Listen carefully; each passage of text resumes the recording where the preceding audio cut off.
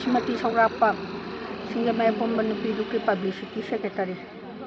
Akwai hojik Manipur sida thohaningdaba thoktok mayam ama thoksalakpa adi Manipur Sarkarna license kan pibasina maram ama oirakanda akwai license kan si mafam matam chaadana sizinabadagi handaktasu akwai December loiramdai January yoramdai gi sida World Cup kidasu nupi ama nomaina kapaga siba adagi akwai state force nasu nomaisi karamba matamda sizinagdagi haibase masisi lana sizinabadagi miyogi maman yamdaba thawai kaya si akwai sopa nangba siba sigumba thohaningdaba yamna thamu sopa thok mayam ama tholakpa haibasi masidai sida sarkarna ahimba miyang changhaningi aduga akoina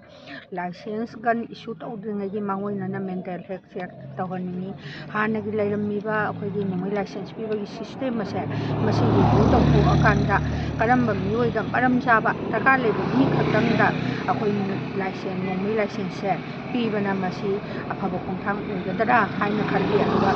mi amana nomai si license pela license pihu haidana thariba makhai khudingmak si kari matagi akhoi review tawdana nomai license pangpida pibase masina maram oirakanda khunasida si na thoraknabagi yam chawba masak ama oihali aduna masigumba singsidagi control tawsi haitaragadi Manipur Sarkarna su akhoigi hana leirammiba singse system singje hongdokpirakanda khara kupna yengakanda mi khudingmaki akhoina hekta nomai license pibagi wakhalon sima hongdokpiba aduga handaki Manipur Assembly gi akhoi January anidagi thanggadoriba session sida akhannana akhoi karamba akhoigi license kan pibagi system hana leiriba se review tawthokpiba amadi karamba biyoida pigadage haibase masigi akhoi rule and regulation ama tongana nauna semhaningi aduga akhoina asigumba thokdo wathok yamna thamu songnareba asina yawa ki khangthokpa environment da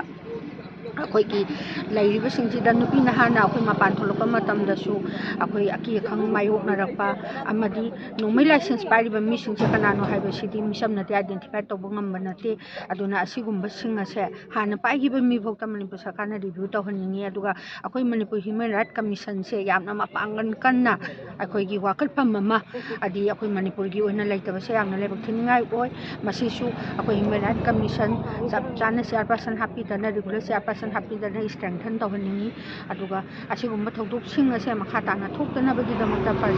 parjaga khusamnarakanda masigi paliba sarkar asina masigi tonganba akhannaba akhoi gi special level rule lama thamakanda masi asina thokpadagi punna kamina si haina Singapore Manupiduki Mathadagi Honorable Minister